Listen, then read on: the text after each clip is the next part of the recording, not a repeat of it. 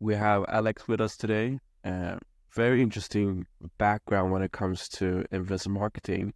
He has mainly worked for financial services, different apps out there, cryptocurrencies, NFTs. So we gotta touch on that space and how they kind of scale up their influencer marketing and how they need to work a little bit differently compared to like a classic D2C brand. Yeah, and a lot more. So let's get started.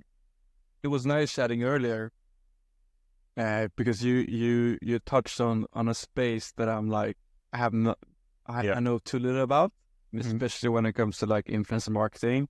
We talked about the bank applications, like the classic apps, like how do you get downloads through influencers, but also crypto. But we didn't talk too much about crypto, but I'd love to hear more about that in this call. But can you give me just a quick intro, what you've done? You mentioned the startup you work for, and then we can just go deeper on that, like on the funny campaigns you mentioned. And Yeah, absolutely. I mean, how much time do we have? But I basically started in the influencer marketing industry around 2018, I believe. But before that, even in university, like I started a company which was kind of telling students which clubs to go to. Like it was a website telling students which clubs to go to, giving them like discount codes and kind of playing around with that idea. So that was kind of like my first step into like digital marketing and the space. So that was 2015, 2016. But then I jumped seriously into influencer marketing around 2018 where I joined an agency in London called Energy and Power, and I was there for 2.5 years. And during the time, basically, I saw everything and then worked with like, multiple clients. So actually, one of my first ever client was an app called Zenly that afterwards got acquired by Snapchat. And they were a location-based service. So they were, when you open Snapchat and you see the map and and everything, that was basically they acquired Zenly in order to be able to build that infrastructure onto Snapchat. But they had their own map and user base and were really big in Asia and LATAM, actually. So my first campaign ever that I managed from start to finish was a campaign for that app in Vietnam. And then from then on, we got TikTok as a client.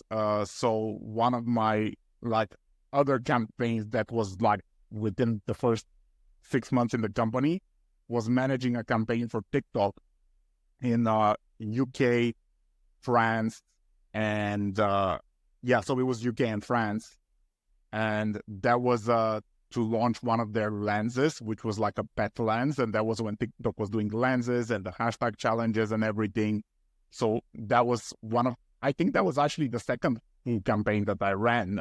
So it was with TikTok.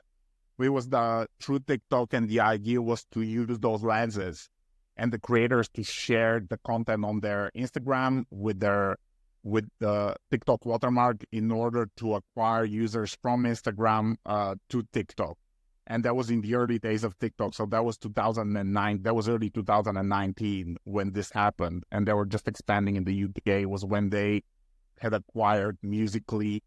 So it was very, very early days. And that was their idea. And then we had like other campaigns with TikTok that we worked with and with ByteDance in general.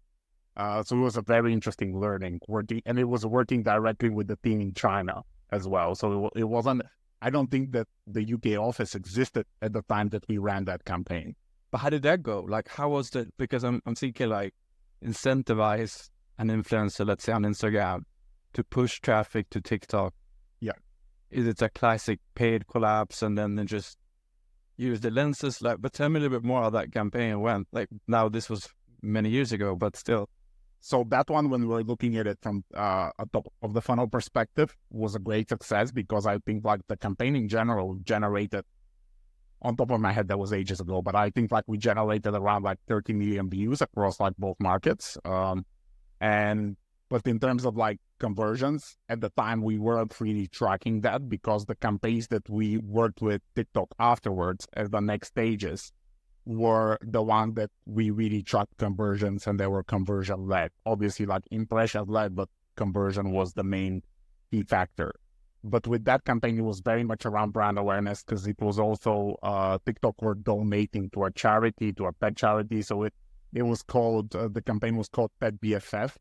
So it was like the creators showing their pets and using the filter on their pets. And then like if people commented, liked, engaged, shared, TikTok would donate X amount to a charity, which there was one charity in UK and a different charity in France. So that was the campaign. But then the campaigns kind of evolved into really tracking conversions, using links at the time, like swipe ups at the time, in order to be able to track the performance. We had a campaign working with TikTok called them like aggregator accounts, like what we would call them now, and at the time as well, were viral meme pages, really like media publications on social media across Instagram, Instagram and YouTube, and Facebook as well at the time.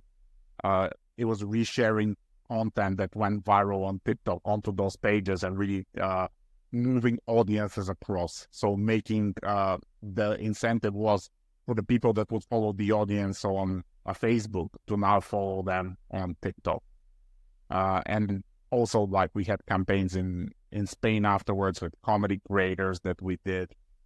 So it was an interesting journey. I think it was a lot of learnings, to be honest, because obviously like now, at the time, obviously we knew TikTok as well, but now we really know TikTok, and it was like at that stage of hyper growth of a company, which you've never seen before. And it was a major rush to like execute those campaigns. The reporting was completely different to what we were used to doing, just the updates that we were sending to the client. So I think like it was a great learning, considering that it was 3 to 6 months into my journey where I started getting involved in this. And because we were a small team at that agency at the time, I was very hands-on. And even though I was a campaign coordinator, I worked as a campaign manager, basically, like managing everything from the client communications to the execution.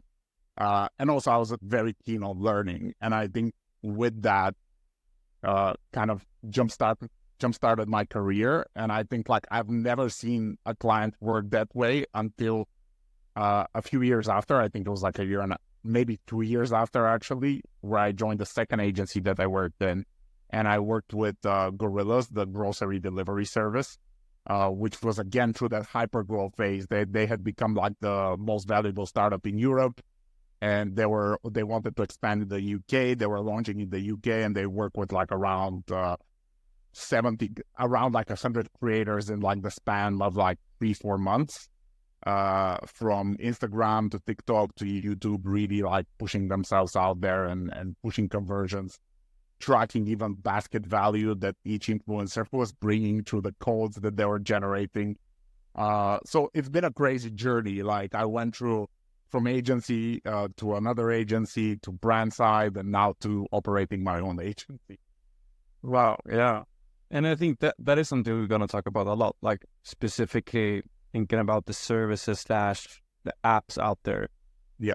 Because I can imagine you have to think a little bit differently when you work with influencer compared to like a classic D2C brand where they have a physical product, because that is easy. You give them the product, they can wear it. It's pretty natural to show it, advance or whatever. But when it comes to services, it must be a little bit more challenging to, because in the end, then they have to explain also. It's harder to kind of visualize it. But tell me, like, what would you say based on now your experience from, the start with TikTok, Gorillas, and Boucher more now? Yeah. What strategy is effective right now for those type of companies, would you say? I think, like, for example, now looking at like LinkedIn content and all the LinkedIn gurus posting out there, like the word authenticity gets like tossed around like a lot, I guess, and it's been tossed around for ages now. But I do think that creating content that the creator feels comfortable creating, but in a way that also serves the brand. I think obviously like when you're doing an app, there's like ways to show that app that could obviously be like a small screen appearing on the screen when you're shooting the content, but it would always be better to actually show it authentically on the phone. I think if it's like a grocery delivery service, for example, like Gorillas would use examples of, people that are busy, like parents, using the app and really like creating that relatable moment, or someone like a gamer, or adding like a comedy skit around like uses of the app. So it's really recreating, like with apps, it's not really like, oh, I'm showing clothes and like doing fast transitions, which would be like with an FMCG or like with a fashion brand. It would be a lot more around like finding those micro moments and like grabbing attention. If we're moving into like a finance app or something that you wouldn't normally use on your day to day, it would be very much showing like the value of that app, but in a funny and informative way, to be able to hook attention. It's really important when you're promoting something serious or something that's not standard to your day-to-day life, like for example, a Deliveroo or a Gorillas would be, which I've worked with both clients. It's really important to create content that jumps out and doesn't feel like a paid effort, because you want to find more. It just hooks you. You get information, but you don't get the full picture, because I feel like there's obviously, each client has like key USPs that they want to outline, like, oh, we deliver in under 10 minutes, which was one of Gorilla's USPs at the time.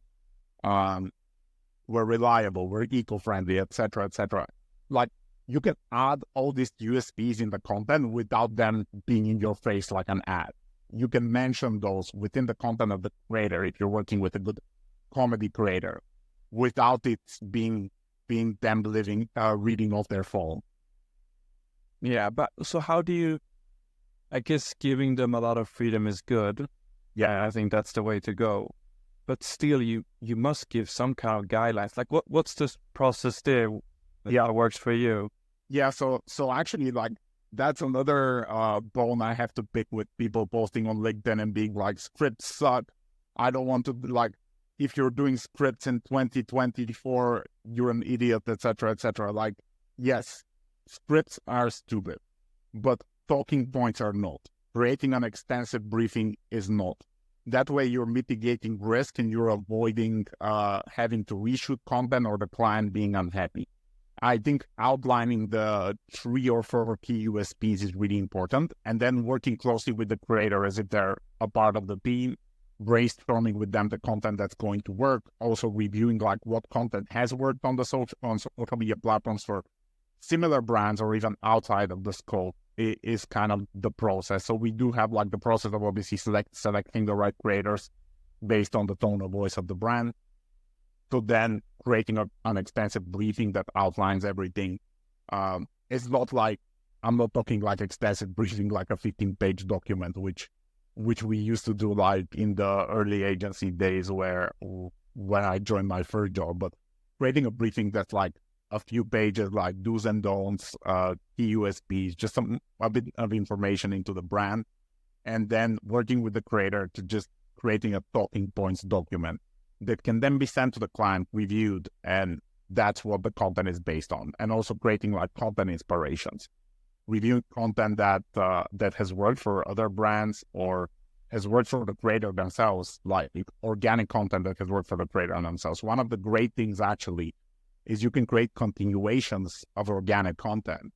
If they've created a video, you can continue it, but then with the brand promotion, and then it would feel organic. That it will feel authentic to the audience. It wouldn't feel like an ad. How would that look like? So you take already something they've done, and then you kind of continue on that story, and then it ends with Gorilla or whatever. So they kind of, it feels very normal. You can incorporate it. Like, you can be like a day in the life, for example. Like, that's a very simplistic example. Or it could be like daily diaries, or like the creators like sharing their day or sharing a crazy story, and then like in the middle of the content they get a Gorilla's delivery, and then they promote it in the video. That could be like an easy example. Or like going around their day and getting their Gorilla's delivery during it, obviously mentioning it in the caption, but it's a content series that the audience is used to seeing. It's not something that like, oh, it comes out of the blue. that of course there's always a place and a time for content to come out of the blue, but if you're working with a creator that is aligned with the brand tone of voice and you've researched them enough to understand their content, you can always build up on that. Like, for example, we worked with a Nissan Gibb for the Gorillas campaign, and he was like preparing for his boxing fight. So we incorporated like him fueling up for like his boxing fight with the Gorillas content. We worked with Will and Me as well. So we incorporated like him having like the commentary channel that he has with the Gorillas delivery as well. And same with the parent influencers. It was all around like saving time and, you taking care of your child while you don't have to worry about like deliveries and like going to the supermarket. Yeah. But if you want that, so I totally get that type of content creation. I think I can see why that works. But what if you're a brand and you want to find those type of content creator, is it that you need to look through all their content, see if they've done similar type of ads before, and then you pick them? Or is it the brand itself that kind of needs to explain from, let's do this type of, like, that kind of concept, is it upon the creator to set that up? Or do you need to kind of push those ideas to any content creator you just like? Like, what's the way to go there? So the way to go there is like creating a strategy initially. So creating a few ideas. So like what we would do is we would create like idea 1, idea 2, idea 3. And those ideas would focus on different types of creators, so different niches of creators. And then we would find the creators based on those ideas. So it wouldn't be the case of like, oh, we get the creator and then we incorporate everything, because then it's going to be like, oh, you work with 20 creators, you need to incorporate like 20 completely different ideas within the creator. So the ideas that we've created serve as guidelines for the creator, and then they can come up and build up on that idea. So they can, oh, I like that one. They can choose which one works for them and works with their audience, and they can build up on that and add their own uniqueness to the content that we've put forward. And obviously that content gets reviewed by the brand itself, and it gets discussed with the brand managers before that gets put forward to the creator. So it's finding I would say like the creator archetypes before you actually contract the exact creators that you're going to work with. You identify based on the target audience, the archetypes of creators you want to work with. Yeah. And when it comes to then apps, I mean, obviously there's different goals. I can imagine Gorillas, they probably use discount codes, so the goal maybe was to get purchase or just an order. But there's so many other different services out there that just need app downloads. Yeah. I can tell you later maybe a story I had where we used to run a gaming company, some mobile games, and our goal was just to get a lot of app downloads. If that's the goal, like, how should you approach that when you run a campaign? Like, should you think in a different way when you set up the collaborations with them, or is it exactly the same as just pushing discount codes out there? Like, do you have any examples or stories of when the goal is like only app installs?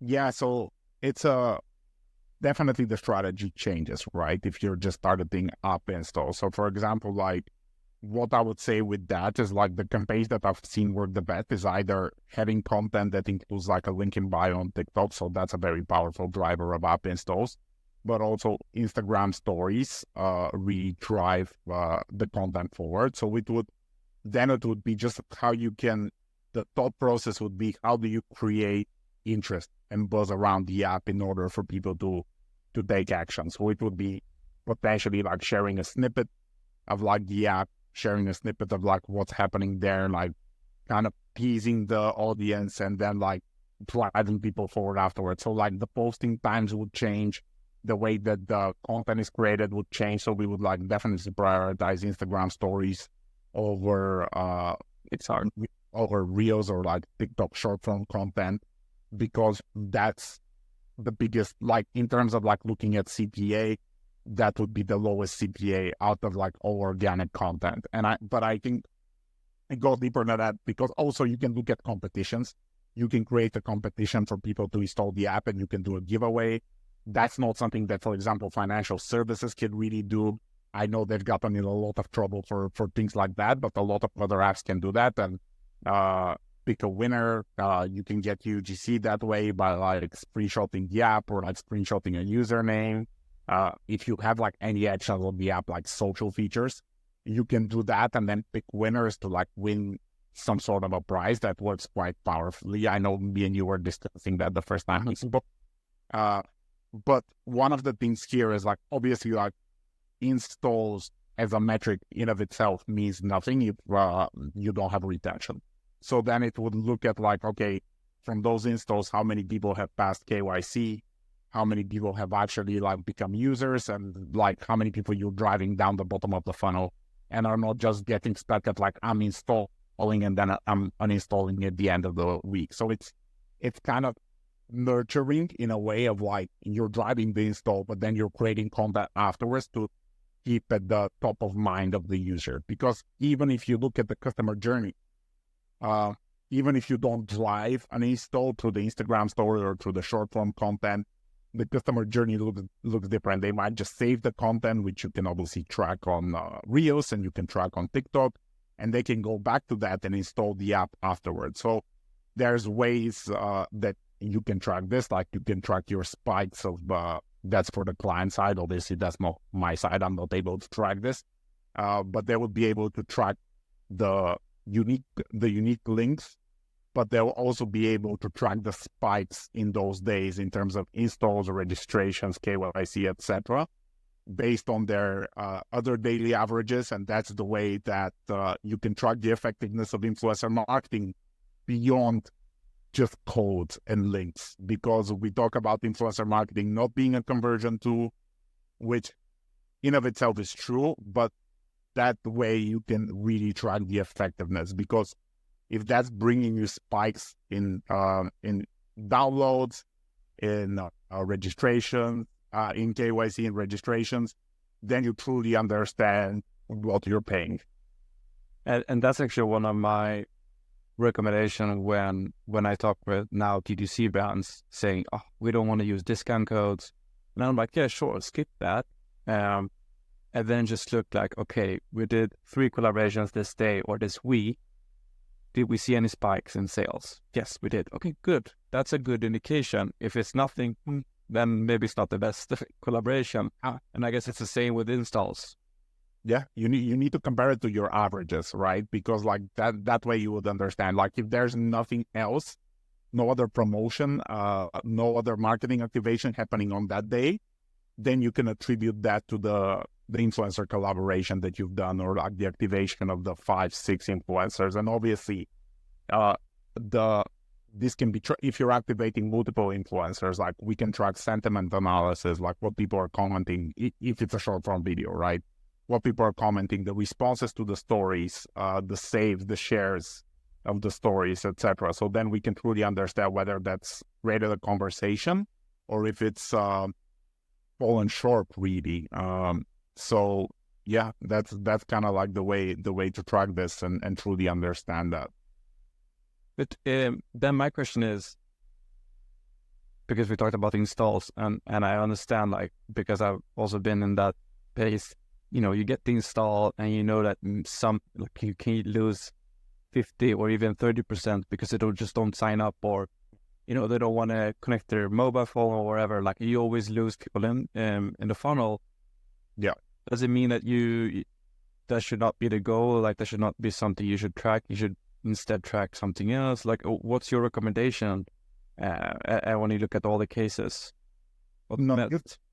So you should always track that, obviously. Like, I think there's things beyond, like, if we're talking about influencer marketing agencies and also people doing affiliates, influencers, partnerships on the brand side as well. There's always going to be drop-off. You need to track, obviously, like the percentages. You need to see like how many people from clicking to getting up to the app store are actually taking the action to install. If you're dropping off below like a 10 to 20%, you need to ask yourself questions whether this is a product problem, whether this is like a loading problem, whether like afterwards when you even installed and opened the app, whether this is a KYC problem, but that becomes like a bit of a product question rather than a question of the marketer that's working on this. Because the influencer marketer in this case, because this could be a product marketing question. So it would be understanding of like where really you're falling short, like where in the funnel you're falling short. Because if you're driving a lot of people to the App Store, and then you're generating a lot of installs, but then there's a major dropout, then it becomes a product or a KYC question. Sure. Is your process is your process straightforward, or does it take a lot to actually get through everything? Which is a major problem that financial services have, because they do need to comply with a lot of standards, so they do need to go through like a very rigorous KYC process. Yeah, it makes sense. Like, just, I think all these type of companies, they have their funnel, so they know each step. And I also remember when we did mobile games, we even knew that if they, for example, I don't know, completed a level 2, we knew that they were a little bit more hooked. And I think all apps out there should think of their magic moment, if you can call it. I think Facebook had something called magic moment also, which was, I think, as soon as you have 10 friends connected, then you were kind of hooked, and then you stayed on because you have 10 friends. So I think that maybe, I don't know if you've heard those stories too, like finding the magic moment in that. And it's those mechanisms, right? Of like you're inviting people, like you're inviting your friends to like get onboarded to the app. So then you take your users and they actually become your kind of like your biggest fans. And that because obviously they want their friends on the app if they want to use the app. And there's a lot of techniques on like that. Obviously, TikTok had the watermark that we spoke about, that even when you're not creating content that's tailored to conversions, you're driving conversions, because what's that watermark? What is this? Let me Google this. Let me find out what the app is, and then let's follow the person. I believe that in the early days, Social Chain worked with Floppy Bird, I think it was the app, and like they generated a lot of like viral videos around Floppy Bird and like exploded it to the first page of the App Store with like viral videos that they created. So there's ways to do it. It just needs to be like the incentive of people actually going through the KYC process, going through through that needs to be right. Whether that's a competition, whether that's like you can have fun with your friends on there. You just need to find that special sauce of like how you're going to incentivize people. And then like from the outward marketing perspective of like working with creators, all you can do is kind of keep at the front of mind of the people viewing the content because there's like, I believe there's like 3 touch points before a person takes like action. So you constantly need to be at the front of mind until that person takes an action and install the app, registers to the app, invites their friends. Because you want, at the end of the day, you want people to share the influencer content, and you want to create conversations in the group chats and WhatsApp and on Instagram, and then get multiple people onboarded onto the app. Yeah. How do you get viral videos? So, TikTok. I mean, I'm not to to have the whole answer, but I'm curious to hear, have you seen any patterns or anything that kind of indicates like when a setup is like this, it's just high chance that it actually goes viral? Or do you have any examples? I think virality is a very difficult thing to like really quantify, to be honest with you. I think I've seen the virality change throughout the years. So obviously there's brands that really stand out there with viral content, that like Lanscape is an example, that they create content that's like really out there, and they're not afraid to kind of like break the norm of what's acceptable, and like the content that was, it just needs to jump out. It needs to be like out of the norm. Like SeatGeek used to do that a lot with David Dobrik, with him like gifting cars and stuff like that. Like you need whose career right now is not going amazingly, but at the time, like he was absolutely huge, and he was gifting cars to his friends and things like that. And it was just out of the box content that brands normally don't do.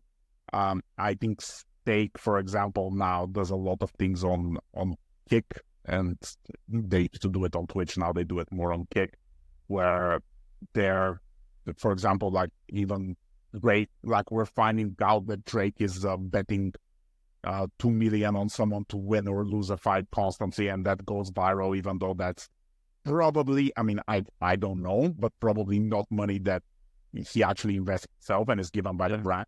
But I would say that like right now, I would advise like a brand to really search for virality, because the virality that I'm seeing nowadays is mostly negative rather than positive in most cases. I think like now we're in the era where just outlandish comments get people viral. It's not our outlandish things get brands viral.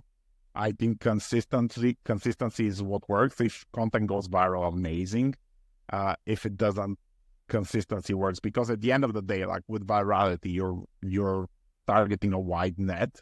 You're not really speaking to your target audience. You want to speak to your target audience. You want to niche out. You want to work with different sub communities in order to reach that audience.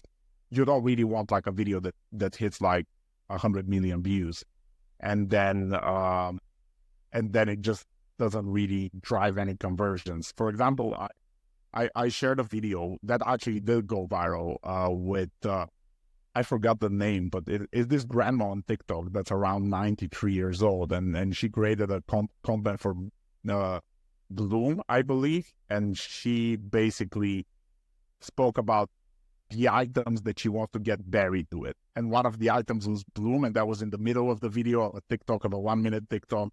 And that was the app, but that generated like 10 million views. And the comments were amazing. They were like, I can't believe that the Bloom team actually approved this content. Amazing work by Bloom.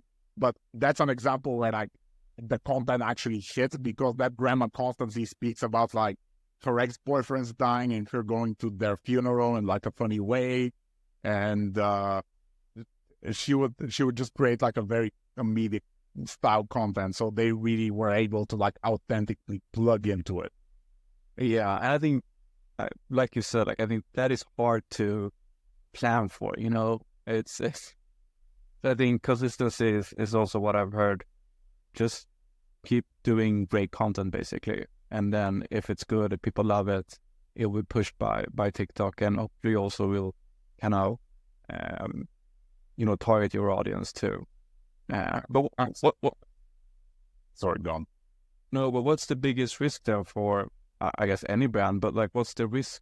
You mentioned like the comments and going viral. Like, can you avoid those type of risk, or have you seen any really scary examples? Or yeah, I've seen like some backlash on content. Unfortunately, I don't think I can like delve like too deep into that. But I've seen like content that got the attention of like certain accounts that were anti that brand, and they shared like comments around this, and they were kind of berating the influencer about the content. So that was kind of like managing that on the brand side. But when you're in social media, like as we know, and like the creators kind of understand that as well, like you're always going to get those hate comments, and you are going to get a little bit of that, especially YouTubers that are in longer form content get that a lot more than TikTokers that don't really have the that personal of a touch of a connection to the audience, because with YouTube the audience feels like they know the person a lot closer than they would on like Instagram or TikTok. But how would you mitigate the risk? I think like obviously that's why there's brand guidelines, there's do's and don'ts of the content, so you can avoid certain things. Of course, you avoid like certain sensitive topics. I think like brands in general, like speaking on like political things, like we've seen that go south of like social media profiles of brands. Yeah, that's a big no-no. So I think like you can just kind of like fall into certain guidelines of like what's okay, what's not. And I think everything is subjective, right? Because you can never like kind of please everyone, and not everyone is going to be happy with the content. I wouldn't say like to brands like, oh, stay completely safe and like don't create content that's outside of the box. Like totally create content that's outside of the box, but just stay away from like content that might offend people and stick to that. And also do your research on the creators that you work with, because some creators have had scandals in the past, and then that kind of like where the sourcing process becomes very interesting, because you can look at comments and you can understand, because there's people like, I always give this example, but there's people that might have like an amazing engagement and a great number of followers, but then you look at their comments and it's their audience clowning them and just making fun of them. So why would you work with a creator like that if you don't play, in case you just want to play into that? But I think with brands, it's always, with brands and with content in general, like where you don't want to end up is being indifferent, like the audience being indifferent, because even if the audience is unhappy with the content, they still might become your consumers afterwards and actually like purchase from you, install the app, take action. But if they're completely indifferent of like this content is, 10 again, it's crap, then you haven't done your job correctly. So I think like that's kind of where you should strive. I saw a piece of content this week, actually. Forgot the brand. It was a protein brand. And they worked with Davide from Love Island. And and to be fair, like Davide is probably one of the Love Islanders that has the most pull, because him and Ekin-Su got like the most followers out of everyone. I would normally advise not working with creators that are like reality TV. And they hooked really nicely on Instagram stories, because they had him with like blonde hair of like tabloid, being like Davide's new look, so they hooked attention really nicely. But then the follow-up of the content was really bad. And apologies to that brand, but the follow-up of the content made no sense, because they were promoting a white chocolate cookie with that hook. So there was really no connection between that hook to the execution of the actual campaign. Wow. Okay, so they tried to do something. They didn't mention hook, but they didn't connect the USPs of the brand and what the brand is about with that reading. But does that mean that it will just fail, or did it still get a lot of views? It would get views, but I think the initial hook would get attention, and then it would be a massive drop-off, because just it doesn't make any sense. Like, for example, I know a few weeks ago the Snoop Dogg smokeless, I forgot the brand, but what was it? The one of his the Snoop Dogg comes. Yeah, it was the. 1 second, let me actually see this. Smokeless stoves, I believe it was. That TikTok was like, I'm stopping smoking, and that went viral. Oh, right. I remember that. Or that they thought he was smoking weed, and that went absolutely viral. And then it was like, oh, actually, I'm promoting smokeless stoves or something like that. And then the CMO of that company got fired because that didn't generate any conversions. Now, that content went absolutely viral. So looking at it from the perspective of impressions, reach, comments, shares, I'm sure it went absolutely crazy. But then if you're looking at it from the purpose of conversions, it did very little. But again, like, when are you going to buy I'm not sure it's a smokeless stove, but because I forgot, but when would you buy a smokeless stove? Like, it's probably a purchase that you make like once every 2 years. So really, you shouldn't judge the campaign based on that. But of course, if they paid millions to Snoop Dogg to produce this content and this was approved, then it becomes a further question. So that's an example of like viral content that really serves the purpose. I'm sure like they got eyeballs and they're going to generate purchases in the near future. But if you want purchases right now and you want to drive conversions right now, probably not the best tactic to go with it. Yeah. I mean, in the end, like you said, it's better to focus on the niche audience that you have than just trying to get a viral video that just go very, very broad.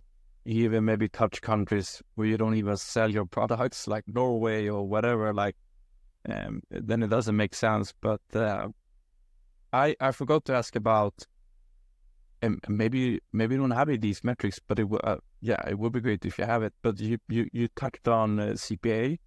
when it comes to app installs, is it possible to kind of have a benchmark? If you're a brand, you're running the campaigns Instagram, what is a good app install, or when is it too expensive?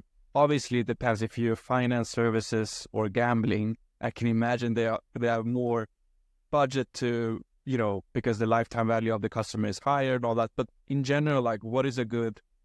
Do you have any benchmark of that? What a good dollar install per dollar? To be fair, it would depend on categories. Like I for financial services, like if you're hitting a 30 to 35 CPA, you're doing really, really good. And I think like that kind of like the perfect benchmark. But in terms of like benchmark across all industries, that's not something that's available. That's something that like research within the companies needs to get to. I think like what we need to kind of attribute here as well is like organic content is always going to get a higher CPA than paid advertising content. So like if you're using a creator and then you're boosting his content on Spark Ads, etc., that's going to get you a better CPA than like you're just sharing and you're kind of like crossing your fingers and hoping that you're getting conversions. But I think there is like benchmarks across the industry. I think like if you're working closely with TikTok as well, they provide those benchmarks on a paid advertising perspective. And then you need to like analyze your costs. If you're creating UGC or you're working with creators, you need to like add those costs on top in order to get like the average CPA that you would achieve. So then it will like maximizing the negotiation and the cost of the creators that you're working with like micro creators that are going to charge you less and like really pushing that out there. Yeah. But it makes sense. And like you said, like it all depends on the different categories out there. Some of them can actually pay more, and it's still worth for them. And I want to, before we kind of summarize and end this, can you tell me a little bit about the crypto world? You've been in the crypto world for influencers. Do you have any stories, or just like if my experience is pretty bad because I bought the NFTs in the hype and I think I lost everything. It was fun. It was fun, and it was fun to follow the whole space. Yeah, but I'd love to hear a little bit like crypto plus influencer marketing. Tell me a little bit more about that. I'd love to hear if you have any insights.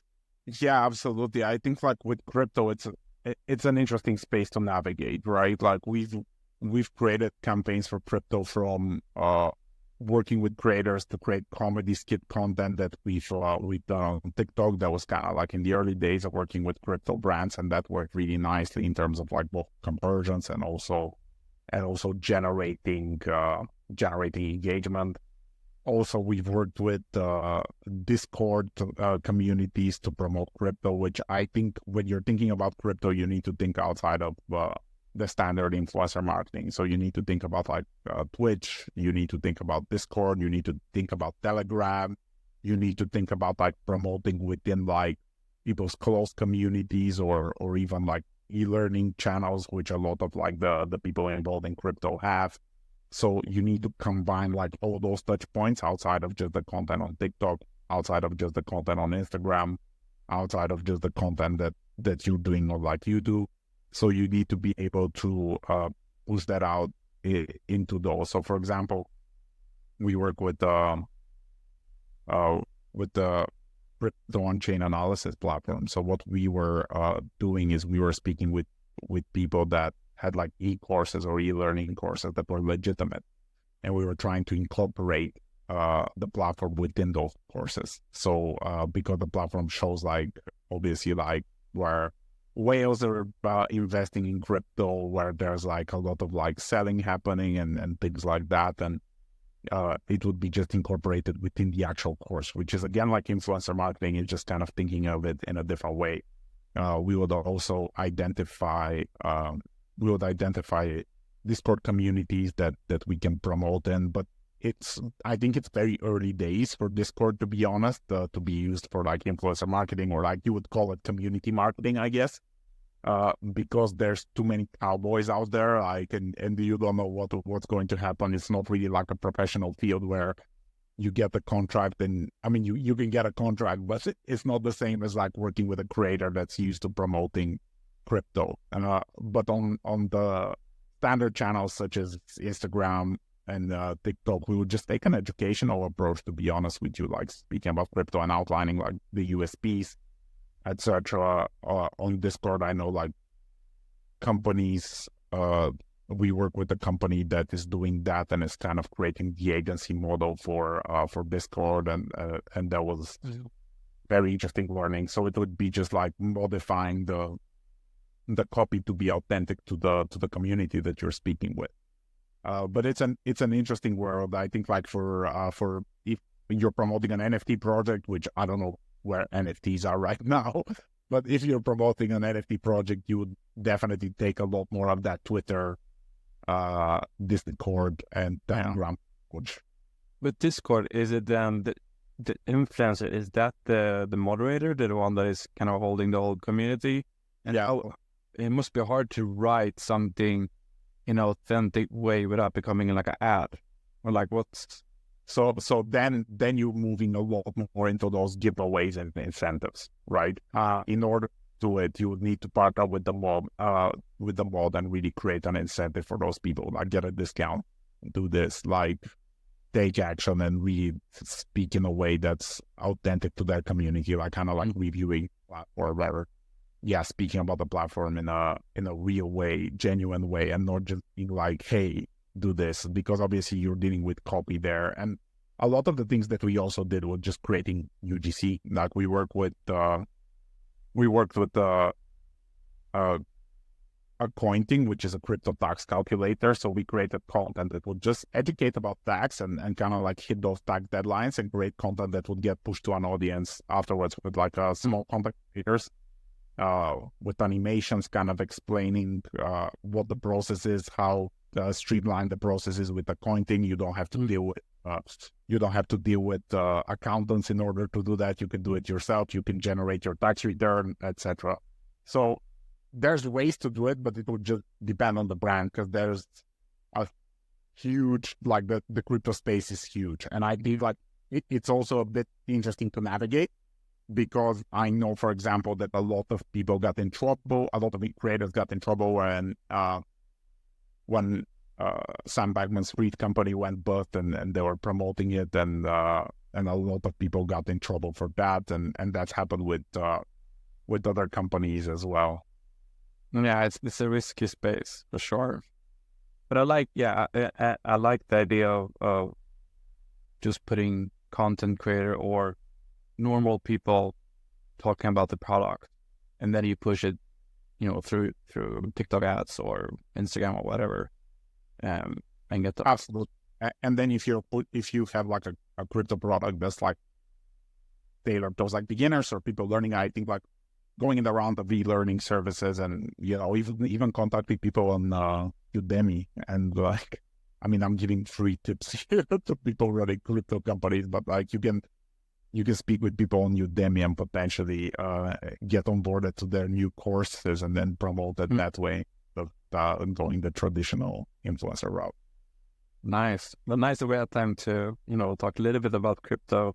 Let's see if that whole space is coming back. I'm sure. I hope so, because for the sake of my investments. Yeah, let's see. But it was this was great. It was great talking to you. It was fun to go through all this, and especially with the focus of like finance services, apps. Yeah, because we talk so much about the classic D2C brands, how they should work with physical products. But this is a little bit different. I think you have to set up everything a little bit different too. And I can imagine it's a little bit harder to navigate. It's there's not too many to copy out there. Compared to these C brands, you can just look at the brands that you see a lot. But yeah, nice having you on the call. Absolutely. No, thank you for having me. It was a great conversation. I really enjoyed it. Yeah, me too. I'm excited to see where the podcast goes and all the guests that you're going to have on. So yeah, thank you. Yeah. One of the initial episodes.